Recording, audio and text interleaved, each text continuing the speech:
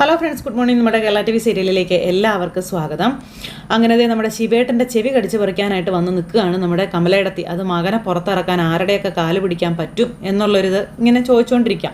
അപ്പോൾ ഈ പുള്ളിക്കാരി ഇതൊക്കെ പറയുന്നത് കേട്ടപ്പോഴത്തേക്കും ശിവേട്ടന് ശരിക്കും ദേഷ്യം വന്നു. പിന്നെ രണ്ടുപേരും കൂടെ ഒന്നും രണ്ടും പറഞ്ഞ് കമല അവിടെ നിന്ന് അങ്ങ് പോയി. അങ്ങനെ വിട്ടാൽ പറ്റത്തില്ലല്ലോ എന്നൊക്കെ പറഞ്ഞ് കമല അങ്ങ് പോയി. കമലയുടെ വർത്തമാനം കേട്ടിട്ട് ദേഷ്യം വന്നിട്ട് അദ്ദേഹം ഇങ്ങനെ നിൽക്കുക. ഇതിനോട് എന്ത് പറഞ്ഞിട്ടും കാര്യമില്ലല്ലോ എന്നുള്ള രീതിയിൽ ആ ചായയും കുടിച്ച് ഇങ്ങനെ നിൽക്കുന്നു. ചായ കുടിച്ച് നിൽക്കുന്ന ഒരു സമയത്ത് അദ്ദേഹത്തിൻ്റെ മനസ്സിലേക്ക് ചെറിയൊരു ആശയം വന്നു. കമല പറഞ്ഞതിലും കാര്യമുണ്ട് എന്നുള്ള. അപ്പോൾ അലീനയെ കൊണ്ടെങ്കിലും ഒന്ന് ആ പെൺകുട്ടിയോട് റെക്കമെൻഡ് ചെയ്യിക്കാം എന്നുള്ളൊരു ഇതാണ് നമ്മുടെ ചേച്ചി ഉദ്ദേശിക്കുന്നത്, കമല ചേച്ചി. അപ്പോൾ അതിനെപ്പറ്റി ഇങ്ങനെ അദ്ദേഹം ഇങ്ങനെ ആലോചിച്ചുകൊണ്ട് അവിടെ നിൽക്കുക. ഈ സമയത്ത് നമ്മുടെ മനു അവിടെ ബബിതയെ കോളേജിലേക്ക് ആക്കാൻ പോകാൻ വേണ്ടി റെഡി ആയിക്കൊണ്ടിരിക്കുകയായിരുന്നു. ഇതേ സമയത്ത് പിന്നെ കാണിക്കുന്നത് ബബിത ഇങ്ങനെ റൂമിൽ വിഷമിച്ചിരിക്കുക. എന്നാ ചെയ്യണമെന്ന് അറിയില്ല. അപ്പോൾ അച്ഛൻ ചോദിച്ചു, കോളേജിൽ പോകുന്നുണ്ടോ, നിന് കോളേജിലേക്ക് പോകാൻ എങ്ങനെ പോകും എന്നൊക്കെ ഇങ്ങനെ ആലോചിച്ച് നിൽക്കുമ്പം അലീന അങ്ങോട്ടേക്ക് വന്നു. ബബിതയെ എന്നും പറഞ്ഞ് വിളിച്ചു. എന്താ, എന്തെങ്കിലും ആവശ്യമുണ്ടോ എന്ന് ചോദിച്ചു. ആവശ്യമൊന്നുമില്ല, ഞാൻ നിന്നോടൊരു കാര്യം പറയാൻ വേണ്ടി വന്നതാണ്. നിനക്കത് ഇഷ്ടമാവുമെന്നൊന്നും എനിക്കറിയില്ല, പക്ഷേ ഞാനത് പറയും എന്നും പറഞ്ഞുകൊണ്ട് അലീന. അപ്പോൾ എന്താ കാര്യമെന്ന് ചോദിച്ചു. നീ കോളേജിൽ പോകാതിരിക്കുന്നത് ശരിയായിട്ടുള്ള നടപടിയാണോ മോളെ എന്ന് ചോദിക്കുവാണ്. നിൻ്റെ ഭാവി എന്താകും? ഈ ഒരു പ്രശ്നത്തിൻ്റെ പേരിൽ നീ നിൻ്റെ ഭാവി കളയാൻ പാടില്ല എന്ന് പറഞ്ഞു. അപ്പോൾ എനിക്ക് അങ്ങോട്ടേക്ക് പോകാൻ പേടിയായതുകൊണ്ടാണെന്ന് പറഞ്ഞു. നീ എന്തിനാ പേടിക്കുന്നത്? നീ പേടിക്കേണ്ട ഒരാവശ്യവുമില്ല. നിന്നെ ആര് കളിയാക്കാൻ ശ്രമിച്ചാലും അവരുടെ മുന്നിൽ നിനക്ക് നിവർന്ന് നിന്ന് സംസാരിക്കാൻ കഴിയില്ല എന്ന് ചോദിച്ചു. നിൻ്റെ സഹോദരൻ തെറ്റ് ചെയ്യാതെ കേസിൽ പെട്ടു, അത് അവൻ കുറ്റവിമുക്തനാണെന്ന് ലോകം അറിഞ്ഞില്ലേ, പിന്നെ എന്താ കുഴപ്പമെന്ന് ചോദിച്ചു. എന്നാലും എനിക്ക് അവിടെയുള്ള കുട്ടികളെ ഒന്നും അതിനനുസരിച്ച് അറിയാത്തത് കൊണ്ടാണ്. അവരൊക്കെ ഭയങ്കരമായിട്ട് ഇറിറ്റേറ്റ് ചെയ്യും, അതുപോലെ തന്നെ മോശമായി പെരുമാറുകയൊക്കെ ചെയ്യും എന്നൊക്കെ പറഞ്ഞിങ്ങനെ ഭയങ്കര ഇത്. അപ്പോൾ അതെല്ലാം കേട്ട് കഴിഞ്ഞപ്പോഴത്തേക്കും അലീന പറഞ്ഞു, മോളെ പഠിപ്പ് എന്ന് പറയുന്നതിൻ്റെ വില അത് മറ്റൊന്നാണ്. ആ വിദ്യാഭ്യാസം കയ്യിലുണ്ടെങ്കിൽ മാത്രമേ ഇനിയുള്ള ലോകത്ത് ജീവിക്കാനായിട്ട് സാധിക്കുകയുള്ളൂ. പഠിക്കാൻ ആഗ്രഹം ഉണ്ടായിട്ട് പഠിക്കാൻ സാധിക്കാതെ പോയ ഒരുപാട് പേരെ എനിക്കറിയാം. അനാഥാലയത്തിൽ തന്നെ എത്രയോ കുട്ടികൾ പഠിക്കാൻ ഒരുപാട് ആഗ്രഹമുള്ളവരുണ്ടായിരുന്നെന്നറിയോ? അവർക്കതൊന്നും സാധിച്ചില്ല. അവർക്കൊന്നും പഠിക്കാനുള്ള കഴിവില്ലാഞ്ഞിട്ടല്ല, പക്ഷേ അതിനുള്ള സാഹചര്യം ഉണ്ടായിരുന്നില്ല, അതിനുള്ള അവസ്ഥകളുണ്ടായിരുന്നില്ല. അതുകൊണ്ട് പഠനം എന്നുള്ളൊരാഗ്രഹം മനസ്സിൽ ഒതുക്കി പിടിച്ച് ജീവിക്കേണ്ടി വന്നവരാണ് അവരൊക്കെ. അങ്ങനെ അലീനയുടെ അനുഭവങ്ങളും കാര്യങ്ങളെല്ലാം പറഞ്ഞു. അതെല്ലാം പറഞ്ഞ് അലീന നീ തീരുമാനിക്കുക എന്ന് പറഞ്ഞ് അവിടുന്ന് പോകുമ്പോൾ ഞാൻ പൊയ്ക്കോളാം കോളേജിൽ എന്ന് പറഞ്ഞുകൊണ്ടൊരു അപ്രതീക്ഷിത മറുപടി ബബിതയുടെ ഭാഗത്തുനിന്ന്. ഇത് കേട്ടപ്പോൾ അലീനയ്ക്ക് ഭയങ്കര സന്തോഷമായി. അലീന ചാടി അങ്ങ് എഴുന്നേറ്റു, തിരിഞ്ഞു. അപ്പോൾ തിരിഞ്ഞു നോക്കിക്കഴിഞ്ഞപ്പോൾ ബബിത ഇങ്ങനെ നിൽക്കുകയല്ലേ. സത്യമാണോ നീ പറയണേന്ന് ചോദിച്ചു. ഞാൻ പൊയ്ക്കോളാം കോളേജിൽ. എന്നാൽ നീ വേഗം റെഡി ആയിക്കോ, ഞാൻ അച്ഛനോട് പറയാം, പെട്ടെന്ന് ഫ്രഷ് ആയിക്കോ കേട്ടോ, മിടിക്കായിട്ട് ഒരുങ്ങി വാ, ഞാൻ ബ്രേക്ക്ഫാസ്റ്റൊക്കെ എടുത്ത് വെക്കാം എന്നൊക്കെ പറഞ്ഞ് അലീന ഭയങ്കര ഇത്. അങ്ങനെ അലീന എന്നിട്ട് നേരെ അച്ഛൻ്റെ അടുത്തേക്ക് പോയി. ബബിത നേരെ ഇങ്ങനെ ആലോചിച്ച് അവിടെ നിൽക്കുക. അങ്ങനെ അലീന പറയുന്ന കാര്യങ്ങളെല്ലാം അനുസരിക്കാൻ പാകത്തിന് ബബിതയും ആയിരിക്കുന്നു. ബബിതയ്ക്കും ഇപ്പോൾ അതിന് പ്രശ്നങ്ങളോ കാര്യങ്ങളോ ഒന്നുമില്ല. സന്തോഷവതിയായിട്ട് ബബിത ഇങ്ങനെ പോകാൻ റെഡിയായിട്ട് ഇങ്ങനെ ഒരു, എന്നാലും ഉള്ളിൻ്റെ ഉള്ളിലൊരു പേടിയുണ്ട്. പക്ഷേ അലീന കൊടുത്തൊരു കോൺഫിഡൻസാണ് ബബിതയ്ക്ക് നിലവിലുള്ളത്. അങ്ങനെ ആ സമയത്ത് ബാലൻ്റെ അരികിലേക്ക് അലീന ഓടിയെത്തി. അച്ഛാന്ന് പറഞ്ഞ് വിളിച്ചു. എന്താ? അച്ഛൻ ബാൽക്കണിയിൽ നിൽക്കുമായിരുന്നു. എന്താ, എന്തെങ്കിലും ആവശ്യമുണ്ടോ? എന്തൊരു ചോദ്യം അച്ഛാ, എന്തെങ്കിലും ആവശ്യമുണ്ടെങ്കിൽ എനിക്ക് അച്ഛൻ്റെ അടുത്തേക്ക് വരത്തുള്ളൂ എന്ന് ചോദിച്ചു. അല്ലാതെ നീ എൻ്റെ അടുത്തേക്ക് ഒന്നിനും വരാറില്ലല്ലോ, അതുകൊണ്ട് ചോദിച്ചതാണ് എന്ന് അദ്ദേഹം പറയുക. അതെ, ഒരു ഗുഡ് ന്യൂസ് ഉണ്ടെന്ന് പറഞ്ഞു. ഗുഡ് ന്യൂസോ? എന്ത് ഗുഡ് ന്യൂസ്? ബബിത കോളേജിൽ പോകാമെന്ന് പറഞ്ഞു. അവള് പറഞ്ഞെന്നോ? അങ്ങനെ വരാൻ വഴിയില്ലല്ലോ. സത്യം അച്ഛൻ ഞാൻ പറയുന്നേ, അവൾ പോകാമെന്ന് സമ്മതിച്ചു. നീ അവളോട് എന്തെങ്കിലുമൊക്കെ പറഞ്ഞ് നിർബന്ധിച്ച് അവൾ സമ്മതിച്ചതാണോ, അതോ അവൾ സ്വയം മനസ്സാലെടുത്ത തീരുമാനമാണോ എന്ന് ബാലൻ ചോദിക്കുമ്പോൾ, അച്ഛാ അങ്ങനെയൊന്നും ഇല്ലെന്നേ, ഞാൻ അവളോട് സംസാരിച്ചു, അത് ശരിയുള്ള കാര്യമാണ്. പക്ഷേ അവളായിട്ട് എടുത്ത തീരുമാനം അവൾ കോളേജിൽ പോയിക്കോളാമെന്ന്. അവൾ പോട്ടെ അച്ഛാ, എത്ര നാളെന്ന് വെച്ചാൽ വീട്ടിലിങ്ങനെ ഇരിക്കുന്നത്? തന്നെയല്ല അവളുടെ ഭാവി എന്താകും? പഠിത്തം പാതി വഴിയിൽ ഉപേക്ഷിക്കപ്പെട്ട അതൊരു വലിയ നഷ്ടം തന്നെയല്ല അച്ഛാ എന്നൊക്കെ ചോദിച്ചുകൊണ്ട് അലീന. അതൊക്കെ നമുക്കറിയാവുന്ന കാര്യങ്ങളാണല്ലോ, അത് അവളല്ലേ മനസ്സിലാക്കേണ്ടതെന്ന് ചോദിച്ചു. ഇനി എന്തായാലും ആ ഒരു ടെൻഷൻ വേണ്ട, അവളെ അതൊക്കെ മനസ്സിലാക്കി കഴിഞ്ഞു. അവൾ കോളേജിൽ പോകാൻ റെഡിയായിട്ട് നിൽക്കുക, റെഡിയാകാൻ പോയേക്കുവാണെന്ന് പറഞ്ഞു. ഞാൻ അവൾക്ക് ബ്രേക്ക്ഫാസ്റ്റൊക്കെ എടുത്തു വെക്കട്ടെ. അപ്പോൾ അവളെ കൊണ്ടുവിടുന്നത് എങ്ങനെയാണ്? അച്ഛൻ പോവില്ലേന്ന് ചോദിച്ചു. ഞാൻ പോകാം, കുഴപ്പമൊന്നുമില്ല എന്ന് പറഞ്ഞു. ഈ സമയത്ത് അലീന അങ്ങോട്ട് വന്നു. അപ്പോൾ അലീന ഫുഡ് എടുത്ത് വെക്കുക. അപ്പോൾ കൃഷ്ണ ചേച്ചി, എന്താ ചേച്ചി മുഖത്തൊരു ഭയങ്കര സന്തോഷം? അത് ബബിത കോളേജിൽ പോകാമെന്ന് സമ്മതിച്ചു. സത്യമാണോ ചേച്ചി പറയുന്നത്? സത്യമാന്നേ ഞാൻ പറയുന്നത്. അവൾക്ക് ഒരു കോൺഫിഡൻസ് ഒക്കെ ആയിട്ടുണ്ട്. പക്ഷേ ബബിതേച്ചി, നീ ഇങ്ങനെയൊന്നും വിചാരിക്കണ്ട. എന്തായാലും ബബിത കോളേജിൽ പോട്ടെ, അവൾ പോയി പഠിക്കട്ടെ എന്നൊക്കെ പറഞ്ഞു. എൻ്റെ അലീന ചേച്ചി എന്നും പറഞ്ഞുകൊണ്ട് കെട്ടിപ്പിടിച്ചൊരു ഉമ്മയും കൊടുത്തു നമ്മുടെ കൃഷ്ണ അലീനയ്ക്ക്. ഇങ്ങനെയൊക്കെ പെരുമാറാനും പ്രവർത്തിക്കാനുമേ അലീന ചേച്ചിക്ക് മാത്രമേ പറ്റുള്ളൂ കേട്ടോ എന്നും കൃഷ്ണ ഇങ്ങനെ പറഞ്ഞു. അവൾ ഇവിടെ തന്നെ ഇരുന്ന് അവളുടെ ഭാവി പാതി വഴിയിൽ പോവില്ല മോളെ. അവൾ പോയി പഠിച്ച് മിടുക്കിയാവട്ടെ. രോഹിതിനെ പറ്റി ആലോചിച്ച്, രോഹിത് തെറ്റൊന്നും ചെയ്തിട്ടില്ലല്ലോ, പിന്നെ അതിനെപ്പറ്റി ആലോചിച്ച് എന്തിനാ അവൾ സ്വയം ചെറുതാവണേ, അതിൻ്റെ ആവശ്യമില്ല എന്ന് പറഞ്ഞു. അങ്ങനെ അവൾക്ക് ബ്രേക്ക്ഫാസ്റ്റ് എടുത്ത് വെക്കാനായിട്ട് നമ്മുടെ അലീന അടുക്കളയിലോട്ട് പോയി. കൃഷ്ണ ഇങ്ങനെ അവിടെ സന്തോഷമായിട്ട് നിൽക്കുക. ഇതേ സമയത്ത് നമ്മുടെ മനു പോകാനായിട്ട് ഇറങ്ങി വന്നപ്പോഴത്തേക്ക് അമ്മയും അച്ഛനും കൂടെ അവിടെ നിൽക്കുക. അന്നേരം ഈ കമല ചോദിച്ചു, എങ്ങോട്ടാ അവിടെ നിന്ന് നിന്നേന്ന് പറഞ്ഞു. എന്താ അമ്മേ, നീ എങ്ങോട്ടാന്ന് ചോദിച്ചു. ഞാൻ കടപ്പാട്ടൂർ വരെ പോവാ എന്ന് പറഞ്ഞു. കടപ്പാട്ടൂരോ?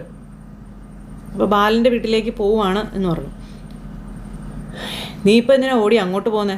പോകേണ്ട ആവശ്യമുണ്ട്, അതുകൊണ്ട് പോകുന്നു. നിൻ്റെ അനിയനല്ലേടാ ജയിലിൽ കിടക്കുന്നേ, അവന് വേണ്ടി നീ എന്തെങ്കിലും ഒന്ന് ചെയ്യാൻ തയ്യാറായോ? അതുപോലെയുള്ളവനെ ഇറക്കിക്കൊണ്ടുവരാൻ നീ മുൻപന്തിയിൽ ഉണ്ടായിരുന്നല്ലോ. സ്വന്തം അനിയൻ്റെ കാര്യത്തിൽ നീ ഒരു ചെറുവിരലെങ്കിലും അനക്കിയോ എന്നൊക്കെ ചോദിച്ച് കമല ഇങ്ങനെ വച്ച് വയ്ക്കുമ്പോൾ, അതേ, അവൻ ചെയ്ത തെറ്റിനുള്ള ശിക്ഷയാണ് അവനിപ്പോൾ അനുഭവിക്കുന്നത്. രോഹിത് എന്ന് പറയുന്നവൻ തെറ്റ് ചെയ്തിട്ടില്ല എന്ന് കോടതിക്ക് ബോധ്യമായതുകൊണ്ടാണ് അവനെ കോടതി വെറുതെ വിട്ടത്. അതിൽ ഞാൻ ഓടിയിട്ടൊന്നുമല്ല. പിന്നെ അവൻ തെറ്റുകാരനല്ല എന്ന് കോടതിയെയും പുറലോകത്തെയും അറിയിക്കാൻ അലീനയാണ് പങ്കുവഹിച്ചത്. അല്ലാതെ അമ്മ പറയുന്നത് പോലെ ഞാൻ അവന് വേണ്ടി ഒന്നും ചെയ്തിട്ടില്ല. ഇത് തന്നെയാണ് ഞാൻ പറഞ്ഞത്. അലീനയെന്ന് പറയുന്നവൾ നിന്നെ വലിയ കാര്യമാക്കി കൊണ്ടു നടക്കുമല്ലേ. അവളോട് നിനക്കൊന്ന് പറയാമായിരുന്നല്ലോ നിൻ്റെ അനിയനെ ഒന്ന് രക്ഷിച്ചെടുക്കാൻ. നീ എന്തുകൊണ്ടാണ് അത് പറയാതിരുന്നത്? അമ്മയുടെ മകൻ ചെയ്ത തെറ്റ് വെച്ച് നോക്കുമ്പോഴേ അവന് കിട്ടിയ ശിക്ഷ കുറഞ്ഞു പോയാൽ അത് ഭാഗ്യമെന്ന് കരുതിക്കും. അല്ലാതെ ഇതുപോലൊരു നാറിയ കേസിന് ഞാൻ അവനെ സപ്പോർട്ട് ചെയ്ത് പോകുമെന്നൊന്നും അമ്മ വിചാരിക്കണ്ട എന്നിങ്ങനെ പറയണു. പിന്നെ അലീന അതിനു വേണ്ടി ആരുടെ മുന്നിലും റെക്കമെൻഡ് ചെയ്യുമെന്നും നിങ്ങൾ കരുതണ്ട. നന്മയ്ക്കല്ലാതെ ആവശ്യമില്ലാത്ത ഒരു കാര്യത്തിനും അലീന നിൽക്കില്ല എന്നും പറഞ്ഞു. വെറുതെ സ്വയം നാറി ചെറുതാകാമെന്നുള്ളതല്ലാതെ അതുകൊണ്ട് ഒരു ഗുണവുമില്ല. സ്വയം നാറുണ്ടെങ്കിൽ, സ്വയം ചെറുതാവണ്ടെങ്കിൽ മര്യാദയ്ക്ക് അമ്മ ഇരുന്നോളാൻ പറഞ്ഞ് മനു അവിടെ നിന്ന് ഇറങ്ങി ഇങ്ങ് പോന്നു. ആ സമയത്ത് ശിവേട്ട അവൻ പറഞ്ഞത് കേട്ടോ എന്ന് കമല ചോദിച്ചു. അവൻ പറഞ്ഞില്ല, എന്താ കമലയെ തെറ്റെന്ന് ചോദിച്ചു. നിൻ്റെ മകൻ്റെ തെറ്റ് അത് തിരുത്താൻ നീ ശ്രമിച്ചില്ല, അതിൻ്റെയാണ് ഇന്നിപ്പോൾ ഈ അനുഭവിക്കുന്നതെന്ന് പറയുമ്പം ഞാൻ കാരണമാണോ ഇപ്പോൾ ജയിലിൽ പോയി കിടക്കുന്നതെന്ന് ചോദിച്ചു കമല. അങ്ങനെ അങ്ങോട്ടും ഇങ്ങോട്ടും ഇവർ രണ്ടുപേരും കൂടെ ഒന്നും രണ്ടും പറഞ്ഞുകൊണ്ട് നോക്കുക. ഈ സമയത്താണ് നമ്മുടെ മനു നെടുമ്പുരയ്ക്കിലേക്ക് എത്തുന്നത്. അവിടെ ചെന്നപ്പോഴേക്കും നമ്മുടെ ബബിത മോള് പോകാനായിട്ട് ഒരുങ്ങി റെഡി ആയിട്ടിരിക്കുക. മിടിക്കായിട്ടുണ്ടല്ലോ, ഒരുങ്ങിയോ, റെഡി ആയോ എന്നൊക്കെ ചോദിച്ചു. റെഡിയായി മനുവേട്ടാ. അതെ, എനിക്കൊരു പേടി മനുവേട്ടാ. കോളേജിലേക്ക് ചെല്ലുമ്പോൾ അവിടുത്തെ പ്രതികരണം എന്തായിരിക്കുമെന്ന് ആലോചിച്ചിട്ടൊരു ടെൻഷൻ. നീ എന്തിനാ ടെൻഷൻ അടിക്കുന്നത്? നീ എന്താ തെറ്റാ ചെയ്തത്? ആരെന്തു പറഞ്ഞാലും തല ഉയർത്തിപ്പിടിച്ച് അവരുടെ മുന്നിൽ നിന്നങ്ങ് പറഞ്ഞോളുക. എൻ്റെ വീട്ടിൽ നിന്ന് ആരും ഒരു കേസിലും പെട്ടിട്ടില്ല, എൻ്റെ സഹോദരൻ നിരപരാധിയാണെന്ന്. പിന്നെ നീ ആരെയെ പേടിക്കണേന്ന് ചോദിച്ചു. അപ്പോഴത്തേക്ക് അലീന അങ്ങോട്ടേക്ക് വന്നു. ഇത് തന്നെയാണ് അമ്മനുവേട്ടാ ഞാനും അവളോട് പറഞ്ഞതെന്ന് അലീന പറയാം. അപ്പം എന്നാൽ നമുക്ക് ഇറങ്ങാം, പോവല്ലേ എന്ന് ചോദിച്ചു. അച്ഛൻ എവിടെയാണെന്ന് ചോദിച്ചു. അപ്പോഴത്തേക്കും ബാലൻ ഇങ്ങനെ ഇറങ്ങി വന്നു. ബാലൻ ഇറങ്ങി വന്നപ്പോഴത്തേക്കും ബബിത പറഞ്ഞു, അതെ, എൻ്റെ കൂടെ അലീന ചേച്ചി വന്നാൽ മതി. ഇത് കേട്ടപ്പോൾ ഇവർ അന്തം വിട്ടിങ്ങനെ നോക്കുക. അലീന വന്നാൽ മതിയെന്നോ? അതെങ്ങനെയും ശരിയാകും. അലീന വന്നു കഴിഞ്ഞാൽ എൻ്റെ കൂടെ അലീന ചേച്ചി വന്നാൽ മതി. അതാ എനിക്ക് കുറച്ചുകൂടെ കോൺഫിഡൻസ് എന്ന് പറയുമ്പോൾ. അങ്ങനെയെങ്കിൽ അങ്ങനെ ആയിക്കോട്ടെ എങ്കിലേ. ഇനിയിപ്പോൾ അലീനയാണ് ബബിതയ്ക്ക് കോൺഫിഡൻസ് കൊടുക്കുന്ന ആളെങ്കിൽ കോളേജിലും അതങ്ങനെ തന്നെ ഉണ്ടാകുമല്ലോ. അപ്പോൾ അലീന തന്നെ വരട്ടേന്നേ, ഞങ്ങൾ രണ്ടുപേരും കൂടെ കൊണ്ടേ ആക്കാമെന്ന് പറഞ്ഞു. അപ്പോൾ അലീന ഇങ്ങനെ ആകെ നിൽക്കുക. എന്താ അലീന, എങ്ങനെയാണെന്ന് ചോദിച്ചു ബാലേട്ടൻ. അച്ഛാ, നീ ചെല്ലാൻ പറഞ്ഞു നേരം ബാലേട്ടനെ. അവൾക്കതാണ് തൃപ്തിയെങ്കിൽ, അവളത് അക്സെപ്റ്റ് ചെയ്തെങ്കിൽ അങ്ങനെ ആവട്ടെ, നീ ചെല്ല്. അല്ലെങ്കിലും അവളെ കോളേജിൽ ആക്കാനുള്ള യഥാർത്ഥ അവകാശവും നിനക്ക് തന്നെയാണെന്ന് പറയാം. അവിടെ എന്ത് സംഭവിച്ചാലും അത് നേരിടണമെങ്കിലും നീ ഉണ്ടെങ്കിൽ അവളെ കൊണ്ട് സാധിക്കും എന്നും ഇങ്ങനെ അദ്ദേഹം പറഞ്ഞു.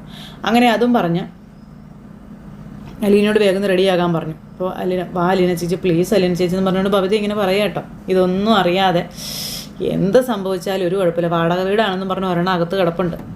മക്കൾ പോയാലും വേണ്ടില്ല, വന്നാലും വേണ്ടില്ല, പഠിച്ചാലും വേണ്ടില്ല, പഠിച്ചില്ലേലും വേണ്ടില്ല, ഉറങ്ങിയാലോ കഴിച്ചാലോ നടന്നാലോ ഇരുന്നാലോ ഒരു കുഴപ്പവും കഴിച്ചേക്കില്ല.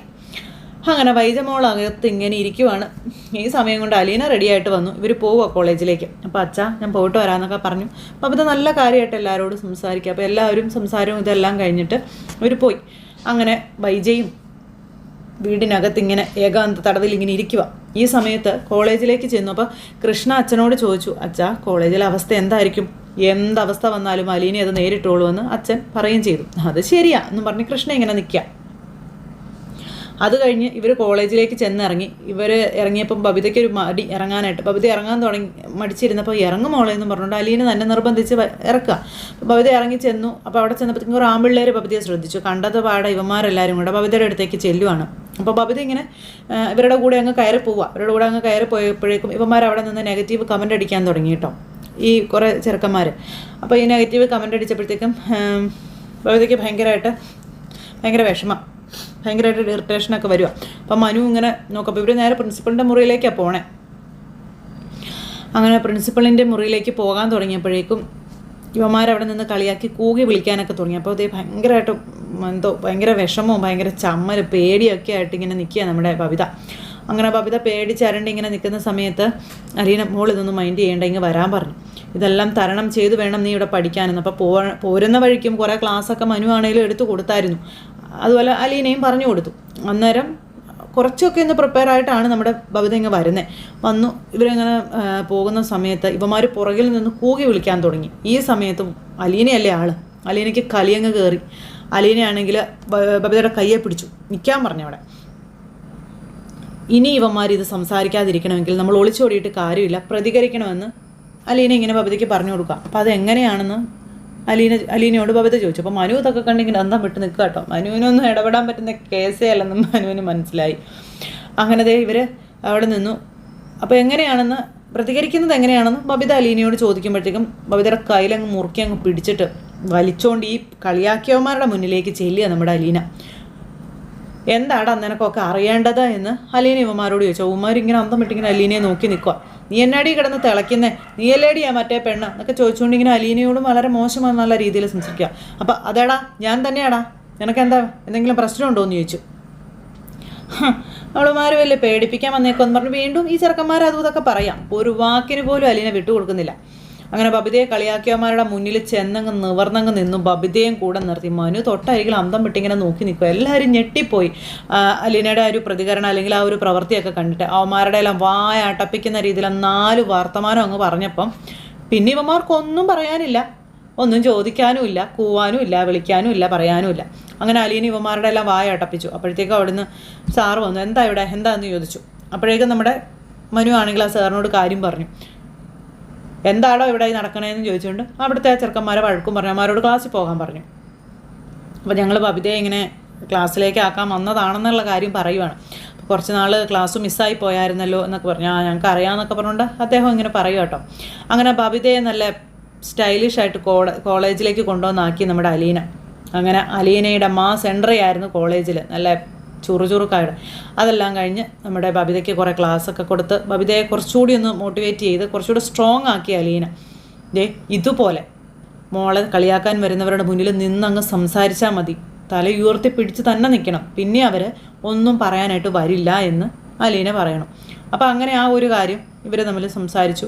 അങ്ങനെയൊക്കെ അലീനയുടെ ഈ കഴിവും പ്രാപ്തിയും തൻ്റെയിടവും അല്ലെങ്കിൽ ഏത് പ്രതിസന്ധിയും നേരിടാനുള്ളൊരു മനോധൈര്യമൊക്കെ കണ്ട് അന്തം വിട്ട് കുന്തം വിഴുങ്ങിയതുപോലെ നിൽക്കുക നമ്മുടെ മനു.